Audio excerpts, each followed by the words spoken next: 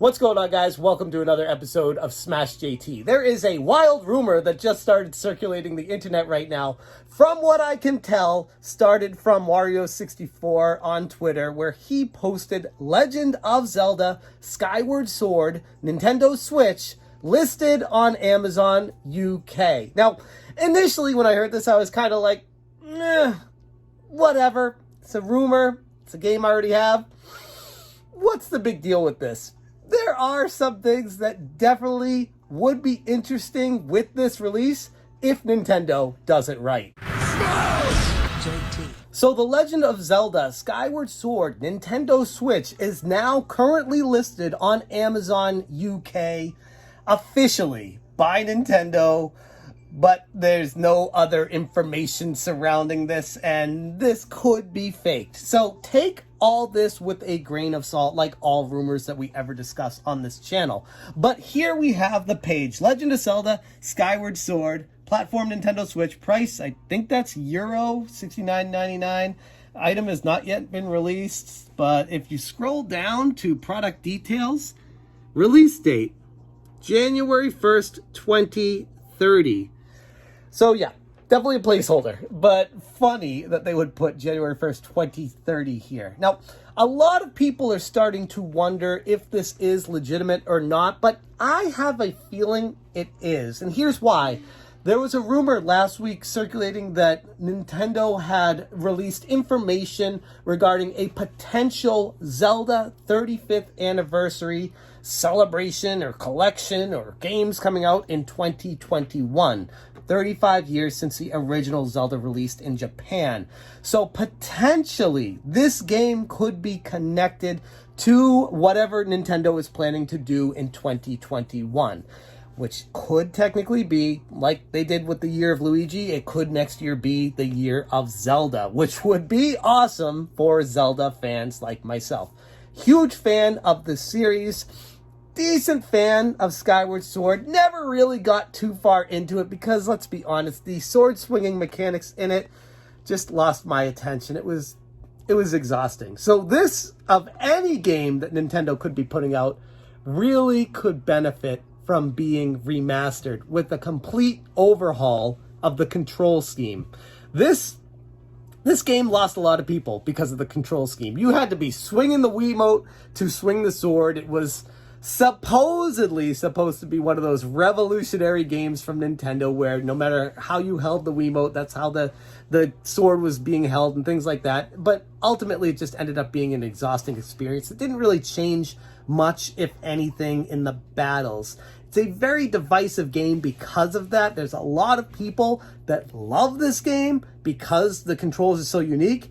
And then you have what I would say is the vast majority of people that didn't really like the control scheme, that didn't like the setup of it, and could really go for a complete overhaul of the controls if Nintendo were to re-release this game. But not just re-release it. I'm talking like a full-on HD remaster with reinvented controls. And even though the Joy-Cons on the Switch can basically replicate what the Wiimotes did, they could still keep the old form of controls, but in addition to that, implement some basic Zelda control scheme while they're overhauling this game. Not to mention there are other things that are potentially possible with it that I don't want to speculate too far, but hell, this is a rumor video, so why not? But why not, at the end of the day, if you're doing a full-on remaster, add some dungeons to this game, add some new stuff, some cut content that maybe didn't make the final release of it, while giving it the full-on HD remaster, better graphics, higher quality game, better controls. Like I said, most importantly, with this type of title, there's a lot that Nintendo could do to make it worth your while. Now, as far as the release, it's still a rumor, but based off the pricing structure here, it looks like it would be a full-priced Switch game. No surprise there, because what Nintendo is doing with Pikmin 3 being remastered and coming in at the full $59.99 USD, that's probably what they'll be doing with this. They did it with Donkey Kong Country Returns as well. frustrates a lot of people, but at the end of the day, you don't have to buy the games. You can kick and scream all you want as a fan of these games, but if you don't like the price, speak with your wallet. I don't understand the frustration people have with that, but that's another conversation for another day. As far as this is concerned, if it releases at the full price, MSRP of $59.99, I would imagine Nintendo would be doing a lot more to it than just a simple port.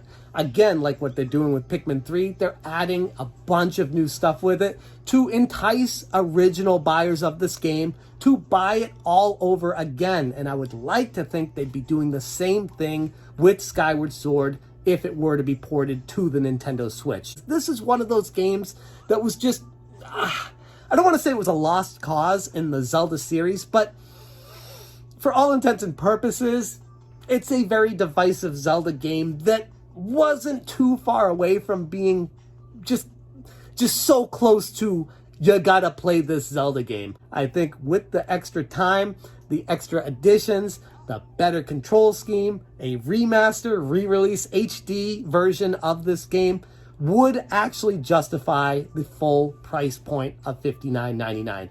But again, just a rumor. That's all we have to go off of right now, but it's a pretty legitimate one. Again, if you pair it with Nintendo's 35th anniversary of Zelda in 2021 that they might be planning right now behind the scenes, all of this makes perfect sense. Personally, I would love to see Nintendo do a compilation of a bunch of older Zelda games, better than what they did before on the GameCube. That game was good, but it only had Ocarina of Time and the Master Quest and the first two Zelda games. I'm looking for something more full on, more all encapsulating, a whole bunch of 9 or 10 Zelda games on one cartridge. Yeah, I know it's Nintendo and they don't do that kind of stuff anymore, but in a weird way, I feel like that could be something that would really get people excited to celebrate the year of Zelda, or the Zelda 35th anniversary 2021, whatever they end up going with for that. It's just exciting stuff, and it definitely has a lot of the internet aflutter and chattering like crazy about what the potentials for this game could be.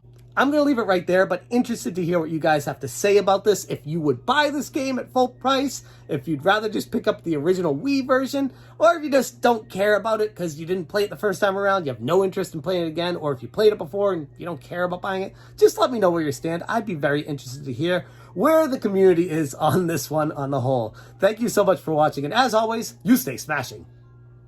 Yeah, you stay smashing. That sounds good, right? How'd that sound, bud? Pretty good? What are you playing over there?